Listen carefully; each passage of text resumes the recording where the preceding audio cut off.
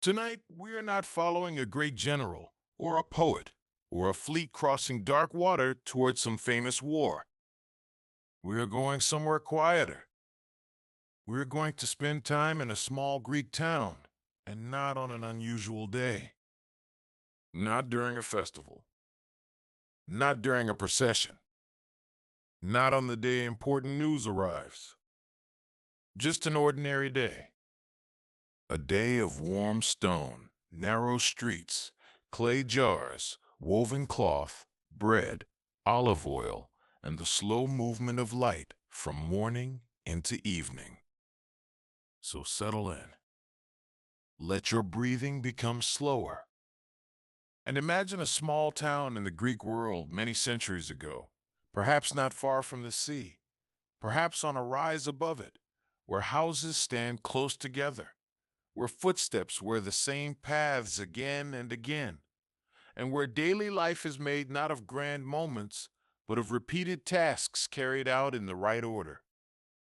The day begins before the heat. At first, there is only a soft paling in the sky, and then a little more light along the edges of the roofs. The town is still mostly quiet. A bird makes a low, soft sound from a wall or a fig tree. Somewhere a dog sleeps quietly in the dust, shifting only once before becoming still again. The air is cooler now than it will be later, and people who know the shape of the day know the value of that coolness. Inside the house, someone is already awake. The room still holds the heaviness of night. Blankets have warmth in them, but the floor beneath bare feet is cooler. The walls are plain. A doorway is open just enough to let in the first gray light. A clay lamp that burned low through the dark hours has been put out, and the room smells faintly of oil, ash, cloth, and sleep. The house is not large. The rooms are practical.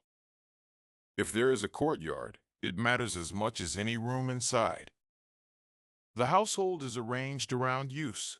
Storage jars, baskets, stools, folded cloth, tools, a hand mill, a loom, cooking vessels, and the ordinary objects that move from hand to hand every day. Somewhere in the house, grain is being measured. Water is checked. A door bolt is lifted. A jar is moved. Someone ties back their hair. Someone folds bedding and sets it aside so the room can become something else for the day. In a house like this, the same space is often used for many things in the course of one long day. The first meal is simple. Perhaps bread from yesterday. Perhaps a few olives. Perhaps goat cheese. Perhaps watered wine, or water brought fresh enough to still feel cool. No one expects breakfast to be remarkable. The point is not pleasure first. The point is to begin. Outside, the town slowly comes into focus. The streets are narrow in some places, wider in others, bending where the ground bends, not laid out for the convenience of anyone who will come later. Stone underfoot, packed earth in some stretches, a worn threshold, a low wall still holding a little of yesterday's warmth and giving it up slowly to the morning air. The houses stand close together, some plain, some better kept, some with painted plaster fading in the weather, some with only stone, light, and dust. The town may be near the sea, or close enough that the smell of salt reaches it when the air moves in the right direction. If you walk early enough, that smell is still mixed with cooler things: damp stone, ashes from cooking fires, olive wood, fig leaves, bread beginning somewhere nearby, and the faint animal smell of a place where people and work remain close together. One of the first tasks is water. Water is always one of the first tasks. Someone takes a clay jar or a bronze vessel and heads toward a spring, a fountain house, a cistern, or whatever source the town depends upon. The path is familiar enough that it hardly requires thought. Down one street, past a wall where the plaster has chipped away, around another corner where the ground is smoother from use, across a stretch of stone that becomes dusty in summer and slick in winter. Others are already there. A few quiet voices, a little waiting, water striking stone, the cool, hollow sound of a jar being filled. This is a part of town life that never really leaves the day. Water must be brought and then brought again. A full vessel must be lifted carefully. A shoulder shifts under the weight. A hand steadies the curve of the jar.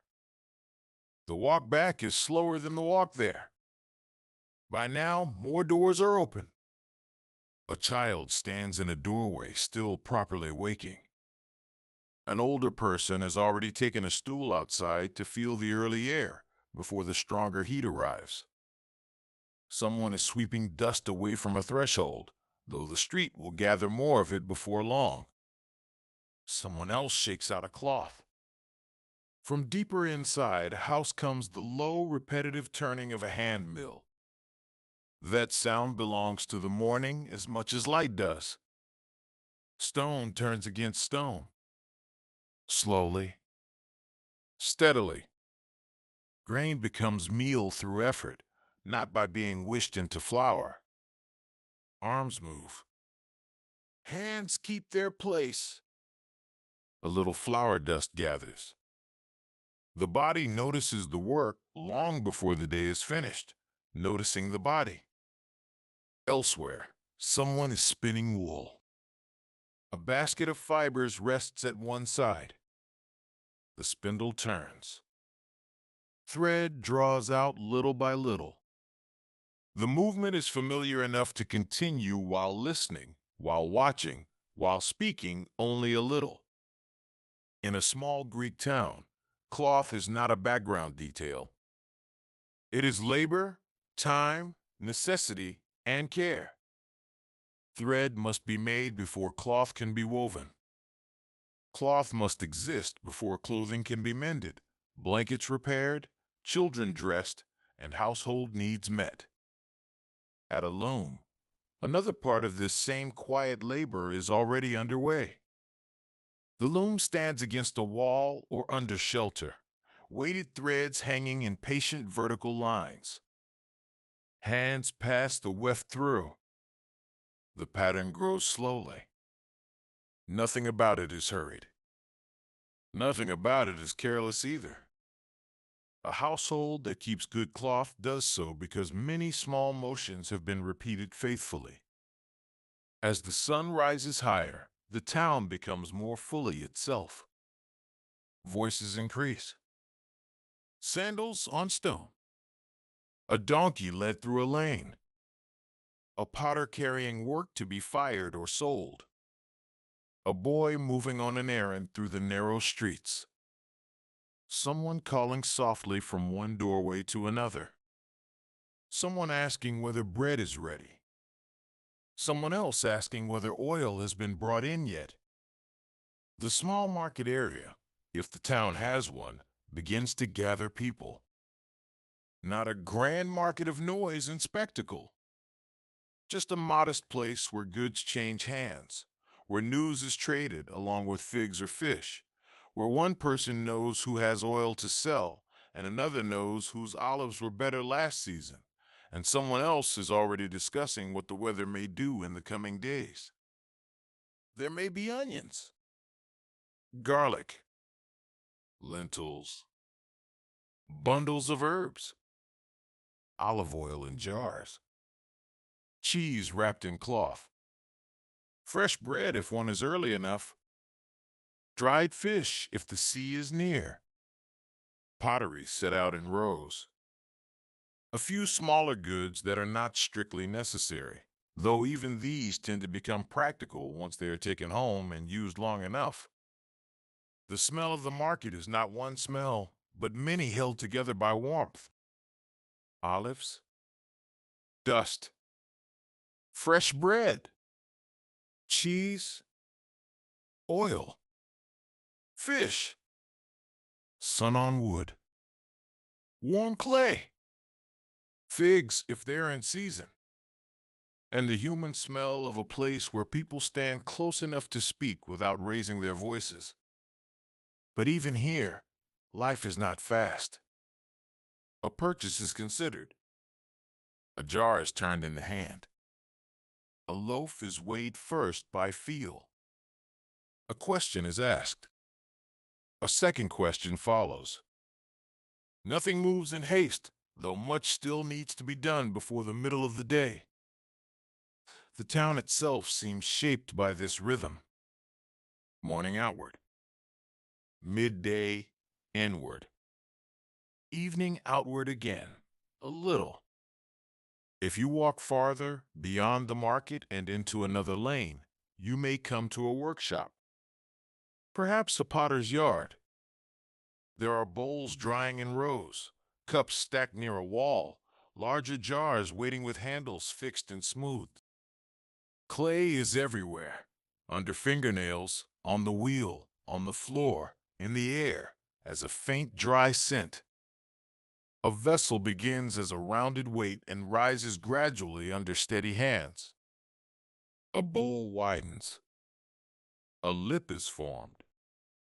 A surface is smoothed with patience rather than speed. Or perhaps there is a smith nearby. Not a spectacle. Only work. Heat. Care. Metal shaped because something useful needs shaping. A hinge. A fitting. A blade that must keep its edge. A tool that is repaired because repair is often more practical than replacement.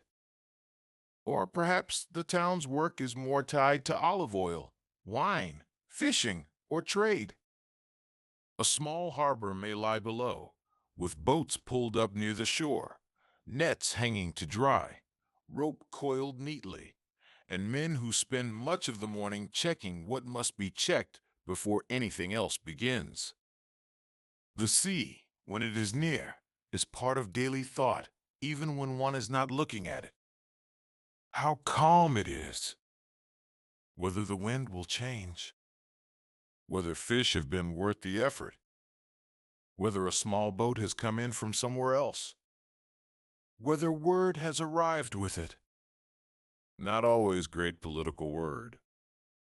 More often, practical word. Prices, relatives, repairs, cargo, shortages, whether farther along the coast. By late morning, the sun has changed the feel of everything. The stone streets that were pleasant earlier now hold light more firmly. Walls begin to give off warmth. Shade matters more. In doorways, beneath awnings, under vines, people slow a little. Inside the house, work continues in a different mood. A meal is prepared for later. Lentils washed, onions cut, herbs crushed, oil poured, bread broken, perhaps fish cleaned, perhaps beans boiled, perhaps a pot set over coals to do its work gradually, while other tasks continue around it. Cooking in such a house is not separate from the rest of life. It is woven through everything else. A hand stirs the pot, then reaches for a jar. Someone checks the loaf, then returns to sewing. Someone tastes, adds a little more salt, and then goes to the doorway to call another person in from the street. In another room or another corner, garments are mended. A sandal strap needs attention. A hem has worn thin. A tunic must be patched before the tear becomes larger. Hands move with the economy of people who understand that cloth and leather carry labor in them and cannot be treated carelessly just because they have aged. Children move through all of this, close to the life of the household. They are sent to fetch small things. They forget. They are told again. They watch a loom, a cooking pot, a knife, a jar, a patch of light moving across the floor. They ask questions when adults are busy and become quiet when answers are delayed. They learn less from formal instruction than from repeated nearness. By midday, the town grows quieter, not empty, just quieter. This is the hour when sunlight presses down hard enough to change behavior. Streets brighten.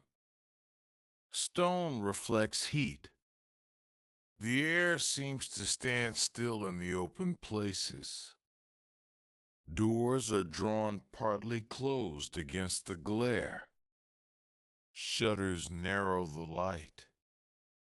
Those who can move indoors or into shade. Those who must still work outside shorten their movements and think already of water. The midday meal is simple and practical. Breaking bread, passing olives, slicing cheese, a little stew from the pot, eggs if the season is kind, more water, perhaps watered wine. Nothing ornate, nothing designed to impress anyone. People sit on stools, benches, low walls, or the floor. A bowl is passed. Someone tears bread and gives the smaller piece to a child without making ceremony of it. A jug is tipped. A hand wipes sweat from the neck. Voices are lower now. This middle part of the day belongs partly to stillness. Not sleep for everyone, though perhaps some do sleep. More often just a slowing. Someone sits in a courtyard mending a fishing net, where the light is good but not too sharp. Someone leans against a wall and does nothing at all for a little while, which is also part of getting through the day. Somewhere a loom remains still for an hour. Somewhere a donkey stands in shade, flicking flies away with its tail. Somewhere the town seems to hold itself in quiet. If you were walking now through the streets, you would hear smaller things. A fly at a wall. A spoon set down inside a house. A murmur from a shaded room. Sandals approaching, then fading. Water poured into a basin. The slow turning of a wooden wheel. The sea, perhaps, if the town is close enough and the wind kind enough to carry it. This is also when the town feels most physical. The brightness of plaster, the heat held in stone, the coolness of a shaded doorway, the roughness of a clay jar against the palm, the smell of warm olive wood, the softness of worn cloth, the weight of air that has not yet begun to cool. And this, perhaps, is one part of what life felt like here. Not only what people did, but what they felt with their bodies as the hours changed around them. Cool floor at dawn, warm bread in the hand, the weight of water on the shoulder, dry dust along the street, a little oil on the fingertips, sun on the back of the neck, shade as relief, the smooth rim of a cup, the coarseness of woven cloth. Evening air returning at last. Later in the afternoon, the town wakes into motion again. Not suddenly. Gradually, a door opens wider. Someone steps back into the lane. A basket is lifted. A child runs where earlier there was too much heat to bother. From the harbor, from the workshop, from the edge of the fields, people begin to return or reappear. The market space has changed by now. Some goods are gone. Some sellers are packing. A few conversations that began in the morning are still continuing, only more slowly now. A new piece of news has arrived and is already being repeated from one voice to another. If there is a small shrine or temple nearby, someone may stop there too. Not for a dramatic scene, just a pause, a small offering, a familiar gesture, a moment folded into the day rather than standing apart from it. Religion here is not always a large emotion. Often it is habit, place, custom, timing, recognition, a flame, a few grains, a quiet word, a hand touching stone, polished by many other hands. Toward evening, household work gathers itself again. Another trip for water because the first was for the day and this is for the night. More grain measured, oil checked, lamps prepared, the fire fed, the courtyard swept once more. The animals, if there are animals kept near the house, seen to before dark. The evening meal begins to form. Perhaps lentils with oil and herbs. Perhaps barley bread. Perhaps fish roasted or stewed. Perhaps beans. Perhaps a few greens. Perhaps wine diluted before it is poured. The smells deepen as the heat of the day begins to lift. This is one of the gentlest hours. The sun lowers. Light turns warmer on the upper parts of walls. The streets that seemed too bright at midday now soften. Conversation becomes easier. People who stayed apart during the hottest hours step back into shared space. A stool is brought outside. A child sits on a step. Someone shells beans. Someone untangles thread. Someone simply watches the lane. In a small town, evening belongs partly to neighbors, not always in intimate ways. Sometimes simply in the shared presence of being outdoors at the same hour. One person asks after another's mother. Someone comments on the heat. Someone notes the quality of the olives this year. Someone mentions a roof tile that should be checked before winter. Another person nods. The conversation goes on quietly. If you walk again toward the edge of town, the sea may look different now. Boats dark against the water. A line of light moving across small waves. The smell of tar, salt, rope, and drying nets. Men finishing the last small tasks before leaving things for morning. A gull calling once and then quiet again. Or if the town lies inland, the fields beyond it will have their own evening look. Dust settling, low gold light, olive trees darkening into steadier shapes, a path back from worked ground, a basket carried home with less urgency now. Inside the house, the meal is ready.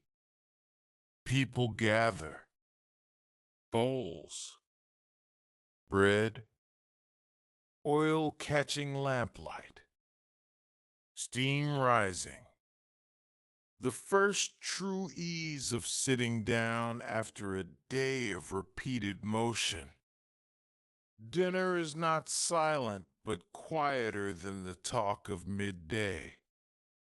The body is more tired now. What needed to be said earlier has already been said. What remains is enough. A child describes something seen in the street. An older person gently corrects one small detail of it. Someone asks whether the lamp oil is low. Someone says there is enough for tonight. Someone remembers that another jar must be opened tomorrow. This is how a household keeps itself going, not through inspiration, but through memory, habit, and the steady noticing of small needs before they become larger ones. After the meal, the room changes again. Bowls are cleaned. Water is poured into a basin. Leftovers, if there are leftovers, are covered or set aside. A lamp is lit, then another if needed. The glow is softer than daylight, and the house becomes smaller around it. This is the hour for final tasks.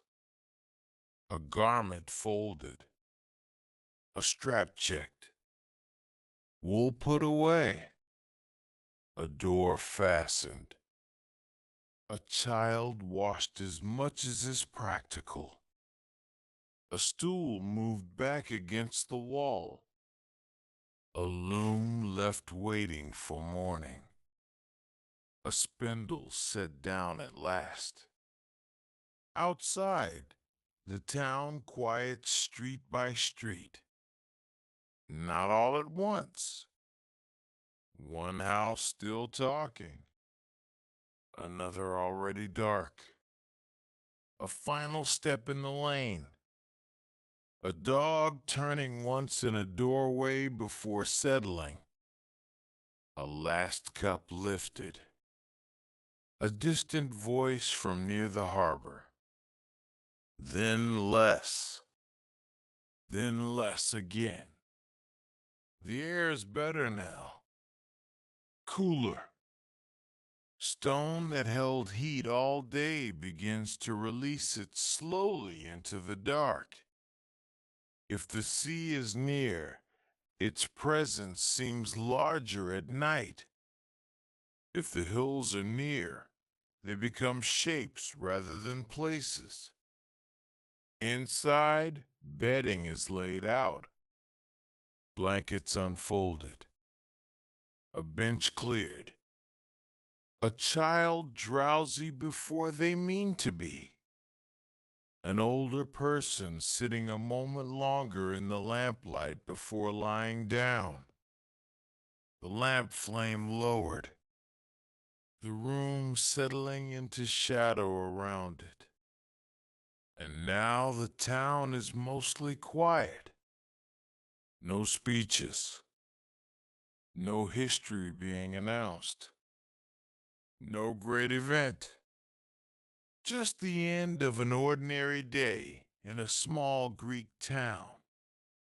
Water was carried, bread was eaten, thread was spun, grain was ground, jars were filled, oil was poured, a pot was stirred, a street was crossed many times. A market conversation began and ended. Shade was welcomed. The evening meal was shared. The lamp was lit. The door was closed. That is enough for one day. Tomorrow will likely resemble it. The same pale light at dawn. The same jar lifted for water. The same bread. The same olives. The same turning millstone. The same warm walls. The same narrow lane. The same work begun before the heat and resumed after it. And that is how life gathers itself in such a place. Not through one grand moment, but through many small ones arranged in order. So now let the lamplight grow lower. Let the last quiet voices fade into the stone and plaster of the house. Let the streets empty. Let the sea darken, or the fields darken, beyond the town. And let this small Greek town, with its clay jars, olive oil, woven cloth, dusty lanes, shaded courtyards, and evening lamps, drift slowly into sleep.